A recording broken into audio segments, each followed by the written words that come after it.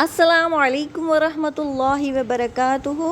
رب اشرح لی صدری ویسر لی امری واحلل عقدۃ من لسانی یفقہوا قولی. رب زدنی علما.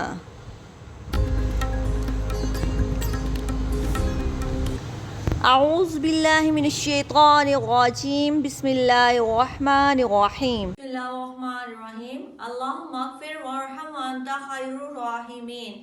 الحمدللہ آج 8واں روزہ ہے. 8ویں روزے میں ہمیں اللہ تعالیٰ کی رحمت، مغفرت اور برکت حاصل کرنے کے لیے زیادہ سے زیادہ عبادت کرنی چاہیے. ہمارے پاس ٹائم بہت کم ہے.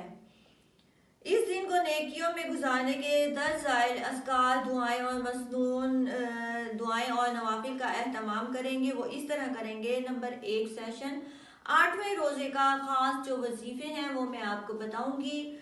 سب سے پہلے ہم رزق اور برکت کے لیے پڑھیں گے یا رزاقو یا وہابو 100 مرتبہ.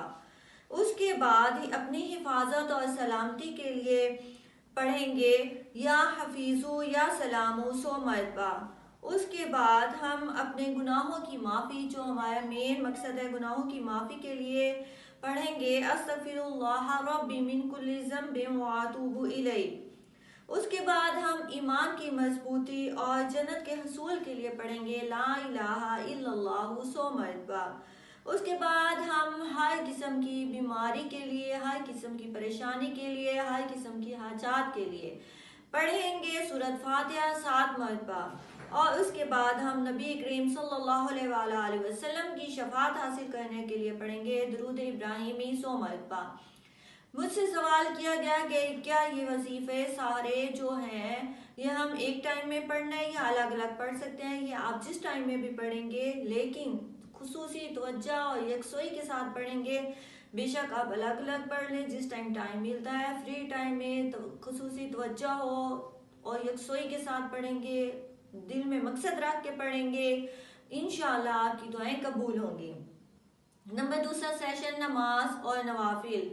ہم نماز 5 وقت کی وقت پر ادا کریں گے. اس کے بعد نماز تہجد، نماز اشراق، نماز چاش کا خصوصی اہتمام کریں گے. خصوصی لازمی پڑھنا ہے اور رمضان المبارک کے بعد بھی اس کی عادت بنائیں. اور نماز اوابین مغرب کے بعد 6 رکعت پڑھنی ہے. اور اس کے بعد نماز تراویح کا مکمل اہتمام کرنا ہے. نمبر 3 سیشن قرآن پاک کی تلاوت. کم از کم ہم 1 سپارہ، زیادہ سے زیادہ بھی پڑھ سکتے ہیں، اور اگر جتنا ہو سکے آسانی سے پڑھیں، توجہ سے پڑھیں، سمجھ کے پڑھیں، ترجمہ تفسیر ساتھ پڑھیں. اس کے بعد سورۃ یاسین، سورۃ رحمان، سورۃ ملک اور سورۃ واقعہ مغرب کے بعد رزق کے لیے لازمی پڑھیں، اور اس کی رمضان المبارک کے بعد بھی عادت بنائیں. اور قرآن پاک کو سمجھ کر اور اس پر عمل کرنے کی کوشش کریں. نمبر 4 دعا کی قبولیت کے خاص اوقات. سحری کے وقت دعا قبول ہوتی ہے، یہ قبولیت کا وقت ہے. اور افطار سے چند لمحہ پہلے ہم کچھ خصوصی دعائیں مانگیں گے، اور کیونکہ روزے دار کی دعا قبول ہوتی ہے.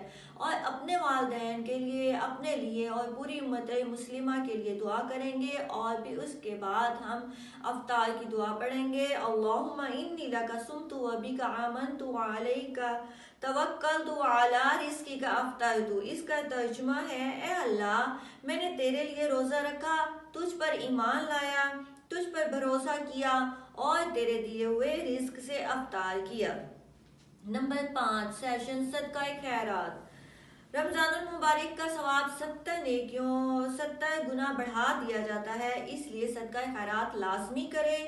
کسی غریب یا ضرورت مند کو کھانا کھلائیں یا افطاری کروائیں، اور زکوٰۃ دینے کا ارادہ کریں اور مسکینوں کی مدد کریں. اور خاص طور پہ ایسے ادارے مسجدوں میں ہر کوئی دیتا ہے، ایسے اداروں کو دیکھیں جہاں کوئی نہیں دیتا، ایسے اداروں کو زیادہ ضرورت ہے. اور 8ویں روزے کا خاص پیغام میری طرف سے ہے کہ روزہ صرف بھوکا رہنے کا نام نہیں ہے، بلکہ اپنی زبان، آنکھ اور دل کو پاک اور صاف رکھنے کا بھی نام ہے. اور جھوٹ نہ بولیں اور لڑائی نہ کریں، چغل خوری نہ کریں، اور ہر حال میں صبر و شکر ادا کریں. اللہ تعالیٰ کی رضا کے لیے ہم ہر نیک عمل کریں گے، اور رمضان المبارک کے ان قیمتی لمحات کو ہم ضائع نہیں کریں گے. تو میری دعا ہے کہ اللہ تعالی ہمیں رمضان المبارک کے ہر دن کو بہترین طریقے سے گزارنے کی توفیق عطا فرمائے اور ہر لمحے کو بہترین گزارنے کی توفیق عطا فرمائے، اور ہمارے روزے، ہماری تراویحاں، ہماری دعائیں، ہماری نمازیں قبول و منظور فرمائے، آمین، جزاک اللہ۔